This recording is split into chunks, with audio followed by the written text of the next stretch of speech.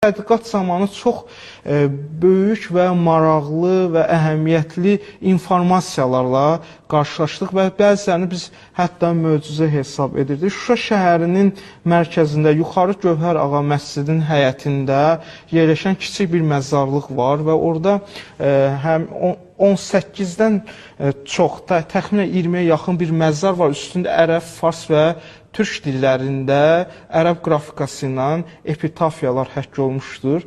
Onların içərisində ikisində Şamama xanım tədqiqat zamanı çox mühüm bir faktla üz-üzə gəldi. Mən istərdim onu əyani şəkildə göstərim. Yuxarı Gövhər Ağa məscidinin həyətində məzarların birinin üzərində bu ifadələr həkk olunmuşdur ərəb qrafikası ilə, fars dilində. Mən istədim ilk əvvəl onun orijinalını, daha sonra isə ana dilimizə tərcüməsini qeyd edim.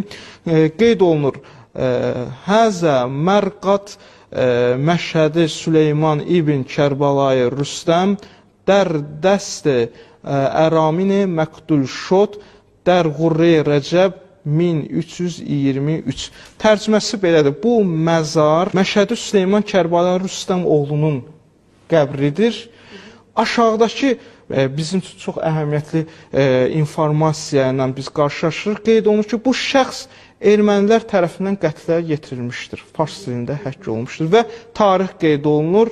Hicri qəməri 1323. Biz onu miladi tarixə çevirəndə 1905-6-cı ilə təsadüf edir. Məlum olduğu kimi 1905-6-cı ildə mütəşəkkil erməni silahlı dəstələri Azərbaycan xalqına qarşı böyük bir soyqırım aktı həyata keçirmişdi. Həmin o soyqırımların baş verdiyi ərazilərdən biri də Şuşa şəhəri idi.